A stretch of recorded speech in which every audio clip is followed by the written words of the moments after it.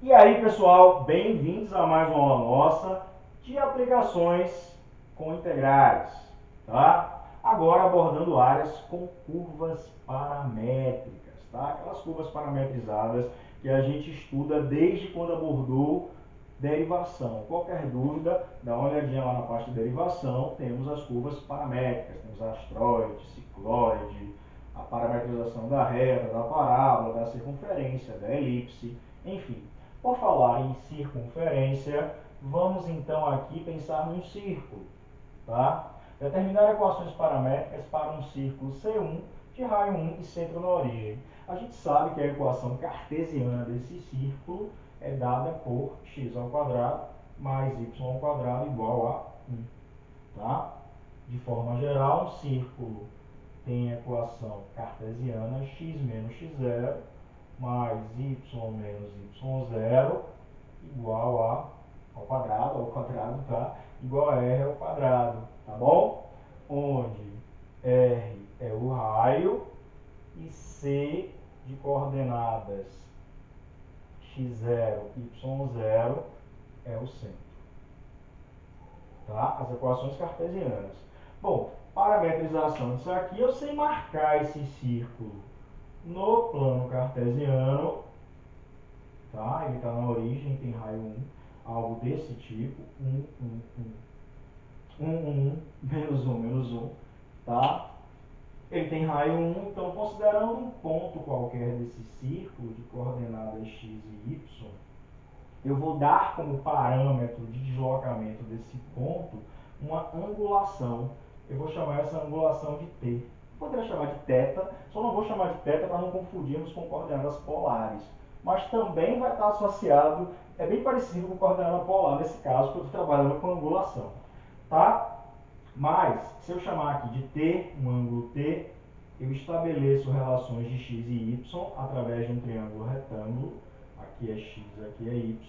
Então, eu digo que cosseno de t é o cateto adjacente sobre a hipotenusa, que é 1, nesse caso. Portanto, x vale cosseno de t. E seno de t, nesse triângulo, também é cateto oposto, que é y, essa medida, sobre hipotenusa. E, portanto, y é igual a seno de t. Se eu digo que esse t varia, pertence ao intervalo de 0 a 2π, essa daqui é uma parametrização para o círculo de raio 1 e centro na origem. X eu chamo de cosseno t, y eu chamo de seno t. Escrevi as variáveis x e y em função de um outro parâmetro, de uma outra variável, que nesse caso eu estou chamando de t, tá? Dei o intervalo de variação. Se eu considerar todos os t's aqui nesse intervalo de 0 a 2π, eu terei todos os pontos que formam o meu círculo. Beleza? Se liga. De forma geral,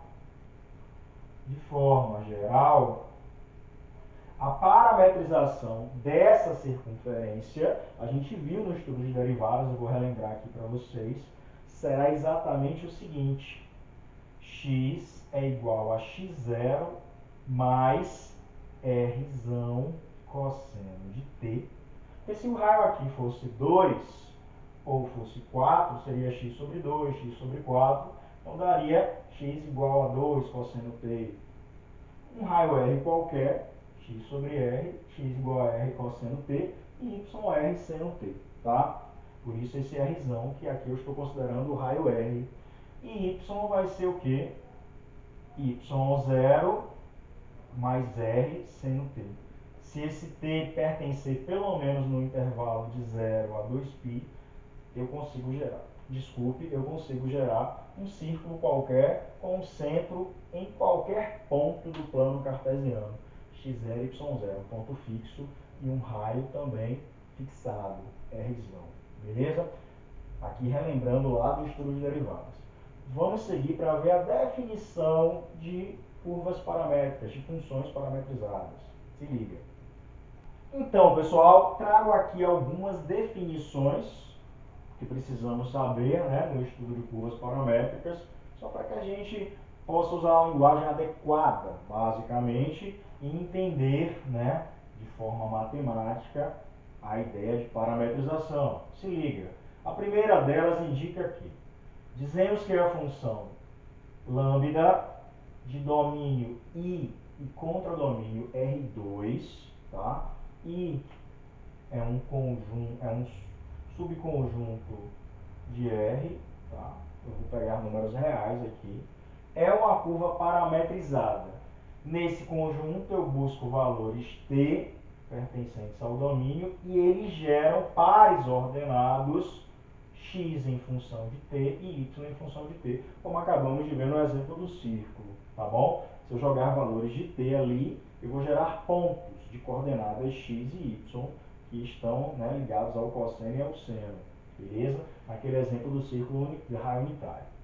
Segunda definição, o conjunto C, que é dado pelos pares ordenados, tais que esse t pertença ao I, que é esse intervalo I do domínio, isso vai ser chamada de imagem da função. Essa é a imagem da função, é bem óbvio isso. Jogo valores de t, obtenho imagens que são pontos, tá? E essas imagens, elas formam uma curva. Todos esses pontos unidos formam uma curva, né? No caso do exemplo anterior, o círculo é a curva, tá bom? As equações x e y, com esse t pertencente a i, são chamadas de equações paramétricas da curva C. E também posso dizer que essas equações parametrizam C. Aqui são definições apenas para nos situar matematicamente e trazer algum linguajar adequado para tratar das equações das curvas paramétricas, beleza? Vamos avançar. Continuando, uma observação importante, se eu pensar na parametrização, eu posso encará-la de maneira física, tá? Fazendo a seguinte interpretação. O parâmetro t pode ser interpretado como tempo. E aí eu vou colocar tempo entre aspas, porque eu posso ter valores negativos para t, tá? No tempo menos 1, a posição do meu móvel naquela trajetória é tal. Uma posição, né, cartesiana, dada por pontos de coordenadas. Uma abscissa e uma ordenada, tá? Esses pontos nos dão, né, eles nos dão a posição, esse ponto aqui nos dá posição de um ponto, de um determinado objeto se movendo no instante t, tá? Que se desloca no plano x ou y. A curva C ela é considerada uma trajetória descrita pelo ponto. Então eu tenho aqui algo cartesiano, né? Uma curva qualquer cartesiana, que pode ser uma curva f de xy, mas eu posso escrevê-la em função de outra variável, um x em função de t e um y em função de t, de tal maneira que, ao considerar valores de t, eu obterei, né, um ponto que tal que o x dependa desse t e o y também dependa do t. Então, por exemplo, num t igual a 0, esse ponto poderia estar aqui. Num t igual a 1, ele estaria, se ele se desloca para a direita. Mas pode ser que essa curva levasse o deslocamento crescente para a esquerda e não para a direita. Enfim, depende do formato, depende das equações que são consideradas na minha curva. Tudo bem? Lembrando, esse t pertence a um determinado intervalo que foi estipulado. Beleza? Vamos avançar. Então, pessoal, do nosso primeiro exemplo dessa aula, no nosso primeiro exemplo, nós tratamos de um círculo de centro na origem e raio 1. Esse círculo também pode ser representado com essas duas equações paramétricas. Nós lá vimos a representação como x igual ao cosseno de um t e y igual a seno de um t, por exemplo, tal que o t pertence ao intervalo de 0 a 2π. Se eu jogar todos os valores de t naquele intervalo, eu obtenho o meu círculo, tá? Mas se eu chamar x de cosseno de 2t, por exemplo, a minha angulação não mais ser t e ser 2t, tá? Ser o dobro de um arco t, esse valor de t, só precisaria pertencer ao intervalo de 0 a π. E se ele pertence a esse intervalo, eu consigo gerar todos os pontos que formariam um círculo. Eu ainda geraria, no meu plano cartesiano, ao atribuir valores de 0 a 2π, todos os pontos que gerariam esse círculo. Tá? Se liga, de raio 1, tá? E os pontos. Por exemplo, se eu jogo π sobre 2, vai acontecer o quê? Cosseno de π. O ponto vai estar aqui. Só vai estar acontecendo mais rápido. Isso aqui indica a velocidade que o meu móvel vai se deslocar nesse círculo.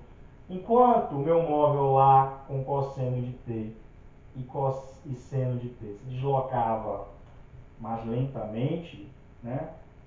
Se for 0 é cosseno de 0. Se for π sobre 4 é cosseno de π sobre 4. Vai estar numa posição raiz de 2 sobre 2, raiz de 2 sobre 2, né? X e y. Se for π sobre 2, vai estar na posição 1 e 0. Agora, nesse caso, se for π sobre 2, ele já vai estar na posição menos 1 e 0. Aqui estaria na posição, 0 e 1. Estaria na posição aqui em cima. Ele aqui, ó, já adianta um quadrante, já adianta 90 graus, ok? Já caminha o dobro desse deslocamento. A velocidade é maior nesse círculo, mas a trajetória é a mesma, beleza? Aqui também eu posso representar com o mesmo círculo. A diferença, eixo x, y, eixo x, é que o meu caminhar agora será no sentido horário, enquanto nesse é no sentido anti-horário, que os arcos são positivos aqui. Cosseno de menos t, jogando os valores de 0 a 2π, eu consigo construir todo o meu círculo, porém caminhando no sentido horário, beleza? Ainda é o mesmo círculo de raio 1 e centro na origem. Então, uma equação cartesiana, ela pode ser parametrizada de diversas formas diferentes. Não existe só uma equação paramétrica que estabeleça, né, a parametrização de uma equação cartesiana. Ok? Vamos avançar mais um pouquinho, porque essa aula é de conceitos. Para na próxima a gente praticar com exemplos, beleza? Fica aí. Então, pessoal, para continuarmos e fecharmos, trago aqui duas informações importantes sobre o comportamento paramétrico das curvas, sobre esse caminho paramétrico que percorremos. Tudo bem? Se as funções x de t e y de t são diferenciáveis em um t0 pertencente ao intervalo do domínio I, tá? Em um ponto t0 fixado, então o vetor velocidade da curva parametrizada, aquela curva lambda que vai de I a R2 e leva t's a pontos x de t e y de t, num determinado valor t igual a t0, é como se eu estivesse pensando na derivada do ponto, é igual a v de t0, perdão, vetor no ponto, um vetor velocidade no ponto, e ele será calculado através das derivadas dessas posições x de t e y de t, tá? As derivadas do valor x em relação a t no ponto t0 e a derivada de y em relação a t no ponto t0, tá? Aqui eu tenho situações paramétricas, por exemplo, na curva igual a x igual a cosseno de t e y igual a seno de t, com t pertencente de 0 ao intervalo de 0 a π, que é um círculo. Acabamos de ver um círculo. Eu tenho essa curva, um círculo de centro na origem e raio 1, tá? Então, o vetor velocidade, por exemplo, num ponto t0 igual a π sobre 4, que fica mais ou menos aqui, ele terá, nessa curva em questão, terá esse comportamento. é um vetor que terá esse comportamento, passa pelo ponto, tudo bem? Ele tem direção igual a o caminhar da curva, tá? Esse círculo é construído a partir dos valores de t 0 até 2π, tá? No sentido anti-horário. E além disso, ele é tangente à curva no ponto, ok? Forma 90 graus, tá? Aqui com o raio, ele é tangente à curva nesse ponto, ok? O vetor velocidade, ele é sempre tangente para uma curva parametrizada, ele é sempre tangente à curva naquele ponto considerado, naquele ponto t0 considerado, beleza? Além disso, ele tem comportamento de sentido igual ao sentido do movimento, beleza? Bom, já que estamos falando em vetor, também vamos expandir lá da geometria analítica outro conceito, outra informação, a da reta tangente. A reta tangente é a curva parametrizada, ou a curva C, em questão, no ponto T0, é uma reta que passa por esse ponto de coordenadas, no valor T0, perdão, no valor onde T é igual a T0, é uma reta que passa pelo ponto x de t0 e y de t0, tá? E é paralela ao vetor velocidade. Eu teria uma reta aqui, ela contém o vetor velocidade, ela é paralela ao vetor velocidade, tá? Nesse caso, eu poderei ter uma equação vetorial para a reta que será dada por todos os pontos dessa reta podem ser obtidos considerando o ponto fixado x de t0, y de t0, mais um t, ainda como parâmetro t qualquer que estamos utilizando, vezes as coordenadas do vetor. Lá da geometria analítica, temos essa equação da reta, né? X, y é igual a um x0, y0, mais t vezes o vetor v0, né? É equação vetorial. Por exemplo, aqui eu poderia considerar v um vetor qualquer. Nesse caso, o meu vetor é o vetor que contém, perdão, o meu vetor é o vetor velocidade, tá bom?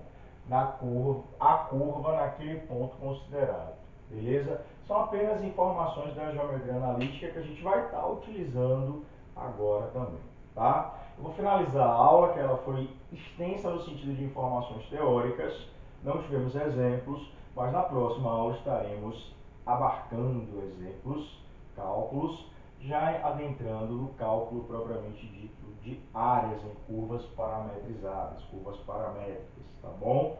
Então é isso. Curte, compartilha, se inscreve se não se inscreveu e até a próxima aula. Valeu!